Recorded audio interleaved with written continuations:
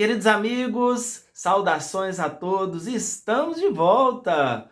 Um grande abraço a todos vocês aí, alunos do quinto período da Fadvale. Vamos continuar as nossas reflexões sobre direito de família, hoje tratando das hipóteses de casamento anulável. Hoje nós vamos concluir essa análise.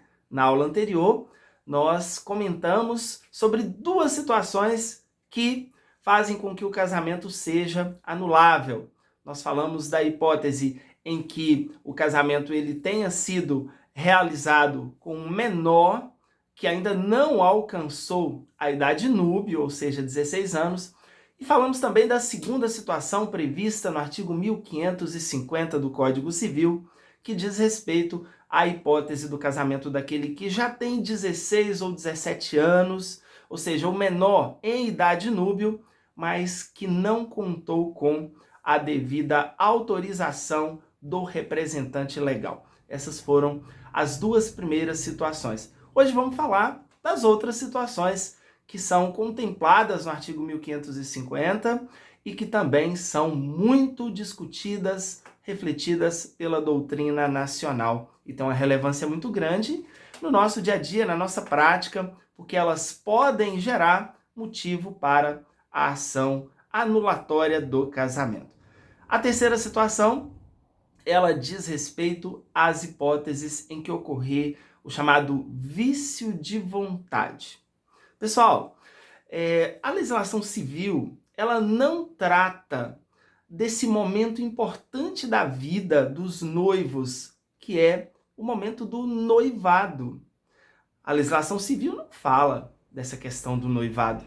Mas, apesar de ser uma questão simbólica e que tem uma representatividade muito grande, né, no contexto material da vida das pessoas, nós podemos agora observar que esse momento ele é muito relevante também no que diz respeito à possibilidade do conhecimento do outro.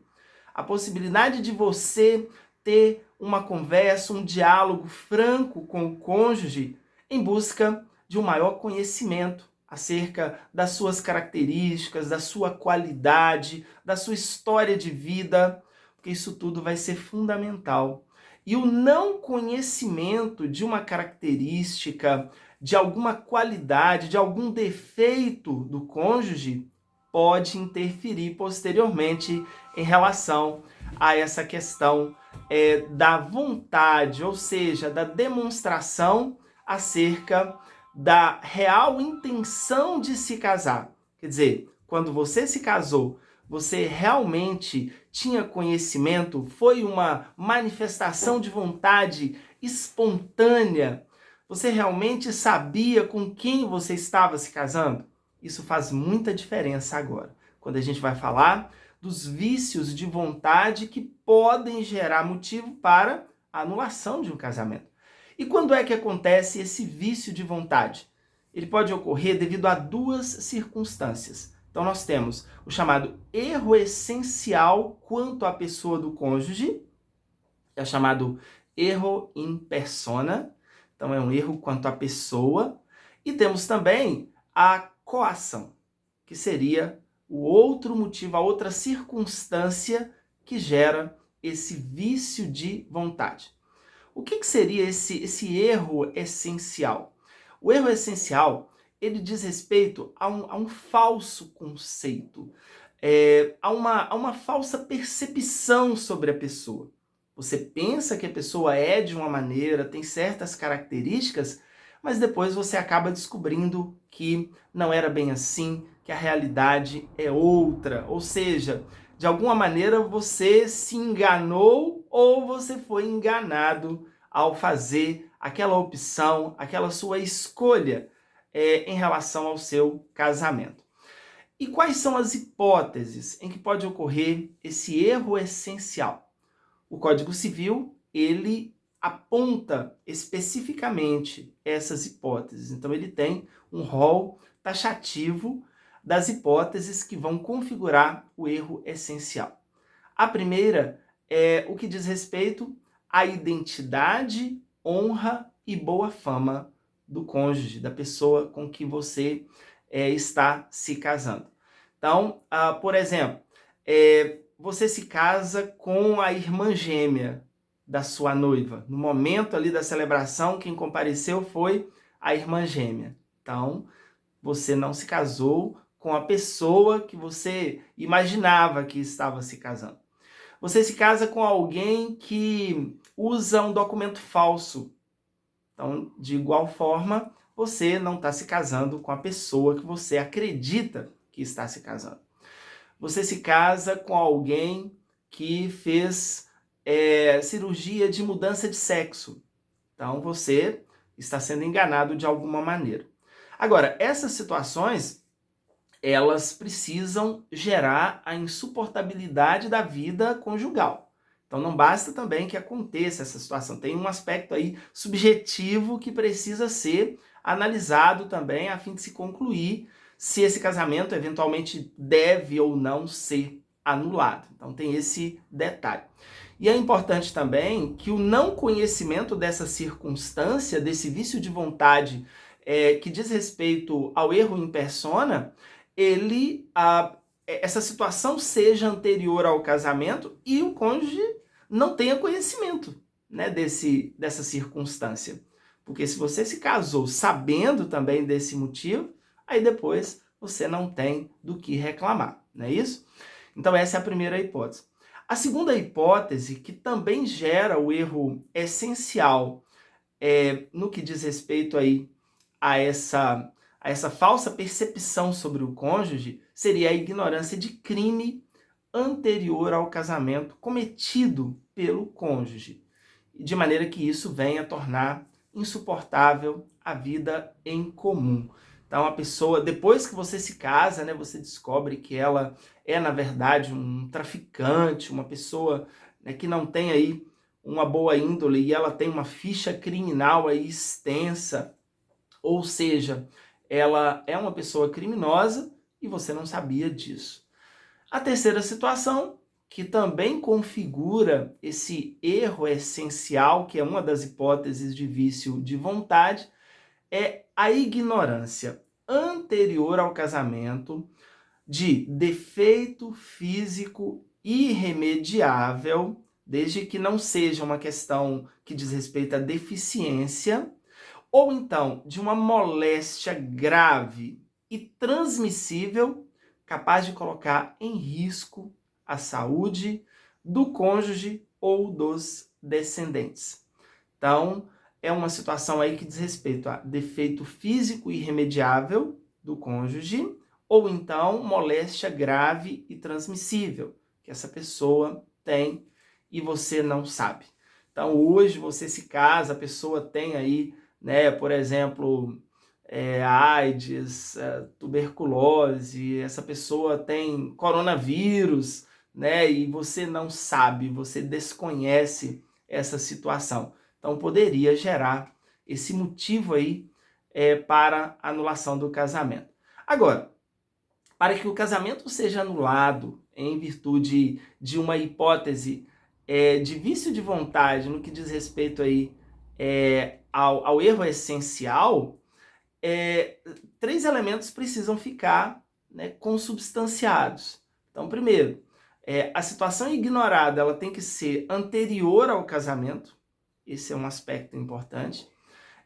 Essa situação tem que ter sido descoberta após o casamento e essa situação deve tornar insuportável a vida em comum, para que o erro essencial ele seja, portanto, reconhecido. Então, primeira hipótese de vício de vontade, erro essencial. Você foi enganado, você teve uma falsa percepção sobre aquela pessoa, de alguma maneira, né, um falso conceito, enfim. Você se casou pensando que estava casando com uma pessoa que tinha certas características, qualidades, e acaba que você descobre depois que não era bem assim, né? A outra situação de vício de vontade é a chamada coação. A coação está prevista no artigo 1558 e ela, de certa forma, diz respeito a uma pressão moral. Ou seja, você foi coagido, você foi forçado, você foi induzido, você foi de alguma maneira obrigado a se casar, quando essa não era a sua verdadeira vontade.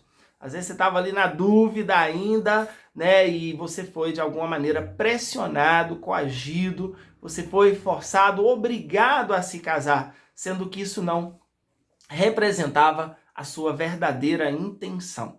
Então, nessa hipótese, o casamento também será anulável em razão dessa coação. O que é coação? A definição de coação está prevista lá no artigo 1558 do Código Civil. Então, dê uma olhadinha lá para que você possa identificar cada um dos elementos de tipificação dessa hipótese em que nós vamos considerar aí o vício de vontade para que o casamento possa eventualmente ser anulado. Bem, uma questão importante também é sobre os prazos, né, para a possibilidade de uma ação anulatória do casamento. Quando nós falamos lá de casamento nulo, nós comentamos que ele é imprescritível, não está sujeito à decadência, então a qualquer tempo essas situações poderiam ser questionadas. Um pedido aí, uma ação declaratória de nulidade poderia ser feita a qualquer tempo. Isso não acontece com as hipóteses de casamento anulável. Aí todas as situações, elas estão sujeitas a prazos. E no caso do erro, por exemplo, erro essencial sobre a pessoa do cônjuge, o prazo é de 3 anos. No caso da coação, esse prazo ele chega a 4 anos. Então é um prazo, né, considerável, é um prazo elevado, né, para se pleitear uma eventual anulação desse casamento. Na verdade, a intenção do legislador foi deixar em aberta a possibilidade de você descobrir esse eventual motivo, né, num momento posterior e ainda está em tempo de pleitear uma eventual anulação. Nós temos mais outras 3 situações de anulabilidade do casamento. Então nós vamos falar agora um pouquinho sobre a 4ª situação. Quando a pessoa se casa, mas ela é incapaz de consentir ou de manifestar esse consentimento. É o caso aí dos ébrios habituais e também dos viciados em tóxicos. É muito importante destacar, gente, que essa questão da consciência do ato, da manifestação de vontade, ela pode ser expressada em várias circunstâncias. Então, um dos momentos é o da habilitação, onde a pessoa vai comparecer diante do cartório, ela vai ter que se manifestar expressamente, assinando a documentação, conversando ali com o oficial do cartório, e também no momento da celebração, em que haverá aquele questionamento tradicional, né? É de livre, espontânea vontade que você se casa. Ali você vai ter a oportunidade de dizer o sim ou o não, de manifestar a sua vontade. Então é o seguinte, o mais importante é constatar se no momento da manifestação de vontade, essa pessoa tem consciência do que ela está realmente fazendo. Não tem problema se a pessoa é viciada em tóxico, se ela é um ébrio habitual, né? Desde que no momento da celebração, no momento da manifestação de vontade, ela esteja consciente do ato, essa manifestação ela seja realmente espontânea, consciente, tá valendo. Agora, se ela chega, né, drogada, bêbada, no momento da celebração, possivelmente o celebrante vai se recusar a dar seguimento ao ato. E mesmo que o casamento aconteça, aí haverá, portanto, um motivo para a anulação. E o prazo aí, gente, ele é curto, né, bem exíguo, são apenas 180 dias para um eventual questionamento. Lembrando que, né, qualquer situação que você queira manifestar com o intuito de anular o casamento depende de um processo judicial, depende da produção de provas, então não é tão simples. A pessoa estava bêbada quando ela disse o sim. Será que é suficiente para gerar a anulação do casamento? Pode ser que não. Então isso tudo precisa ser averiguado e provado numa ação judicial, garantindo ampla defesa, o contraditório, a fim de que haja o devido processo legal. Bem, temos aí a quinta situação do casamento anulável, prevista no artigo 1550 do Código Civil, que é o casamento realizado por procurador, numa situação em que essa procuração ela foi revogada, porém, o procurador ou um ou os dois dos cônjuges, eles não tinham conhecimento da revogação quando da celebração do casamento. Então, o casamento aconteceu, né, teve ali a manifestação de vontade, né, do casal naquele momento, porém um deles, ou os dois, estavam representados por procurador. Um dos dois não estava presente, ou os dois não estavam presentes. Então a manifestação de vontade se deu através do procurador. Só que essa procuração ela tinha sido revogada antes da celebração e o próprio mandatário, o próprio procurador, ele não sabia, ou então o casal também não teve conhecimento, o celebrante não teve conhecimento e o casamento aconteceu. Nesse caso, o casamento ele será anulável, desde que não haja coabitação. Aí você pode dizer, mas a coabitação possivelmente vai ocorrer de imediato. Não. Se o casamento se deu por procuração, obviamente um dos dois ou os dois não estão presentes, então eles não estarão juntos, não vai ter ali aquele momento, né, de lua de mel, não vai ter aquela oportunidade, né, de estarem juntos de imediato. Então, há possibilidade aí dessa anulação do casamento nessa hipótese, desde que não haja coabitação, porque se acontecer a coabitação, aí significa dizer que quando esse casal se encontrou, realmente ele consolidou aquela vontade, mesmo que tiver esse vício no momento aí da celebração. Então, para que o casamento seja anulável, então vamos lá. Primeiro, é necessário que tenha sido feito através de procurador.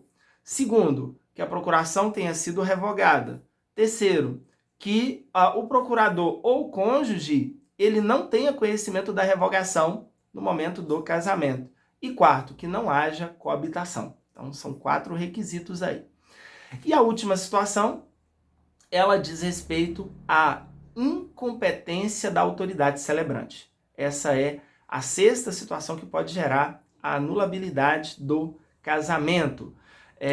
Você chega lá na hora do casamento, acontece algum problema lá com o juiz de paz, com o celebrante, e esse casamento, essa celebração do matrimônio é realizada por uma outra pessoa. O assistente ali do juiz de paz, por exemplo. O assistente, né, do pastor, do padre, no momento ali daquela celebração. O casamento, portanto, não é realizado por aquele que tinha o poder, a autoridade para celebrá-lo. Essa é uma hipótese de casamento também anulável. Nesse caso, gente, lembre-se, tem a anuência do casal, teve a habilitação correta, só teve esse probleminha. É claro que no primeiro momento nós vamos pensar, ninguém vai questionar, né, quem foi que assinou ali, quem que conduziu a cerimônia. Por isso que numa situação como essa, dificilmente a gente vai ter um processo judicial de anulação, né, do casamento se essa situação acontecer. Agora, o próprio Código também prevê, considerando aí a chamada teoria do casamento aparente, ele prevê lá no 1554, que se esse celebrante ele exercer publicamente as funções do juiz de casamento, não seria anulado, portanto, esse casamento. Então tem também essa hipótese. São essas, portanto, as situações, pessoal. Agora um detalhe importante, na apostila de vocês eu fiz uma tabela, uma planilha, com todas as situações de casamento anulável e os respectivos prazos e os dispositivos legais correspondentes. Então, não deixem de observar, de estudar através da apostila, que vocês vão encontrar detalhadamente, de uma maneira esquematizada, todos esses prazos, todas essas situações e os dispositivos legais. Lembrando, gente, só uma curiosidade para a gente fechar aqui esse vídeo, no tocante ao casamento realizado com pessoa que tem algum tipo de deficiência mental ou intelectual. A deficiência não é motivo para anulação do casamento, tá? Por quê? Porque a própria lei civil, ela resguarda o interesse dessas pessoas deficientes, né? O casamento acontece normalmente, porém, essa manifestação de vontade, ela vai ser expressada ou através do curador, ou através de um representante legal, ou através do chamado tomador de decisão apoiada, que também conta com essa previsão legal na norma civil brasileira, ok? Então ele não está impossibilitado de se casar, não tem nenhuma restrição quanto a isso. Só que a manifestação de vontade vai se dar a partir do acompanhamento desse representante legal ou do tomador de decisão apoiada. E um outro detalhe, eventual anulação do casamento no tocante aos filhos. Não tem nenhuma consequência, as obrigações dos pais em relação aos filhos continuam as mesmas, independentemente da anulação desse casamento. Agora, faz uma diferença em relação ao casal, a esses efeitos da anulação, se esse casamento foi putativo ou não. Ou seja, vai depender se um dos dois ele sabia ou não sabia desse motivo que pode gerar anulação do casamento, ou seja, se alguém agiu de má fé no momento do casamento. Aí isso sim pode ser levado em consideração e ter uma consequência em relação aos efeitos desse casamento, no sentido de retroagir ou não a data da sua celebração, ok? Então são essas as informações, né, os apontamentos que eu queria fazer hoje para concluirmos essa reflexão sobre as hipóteses de casamento anulável. Bons estudos, um grande abraço a todos vocês.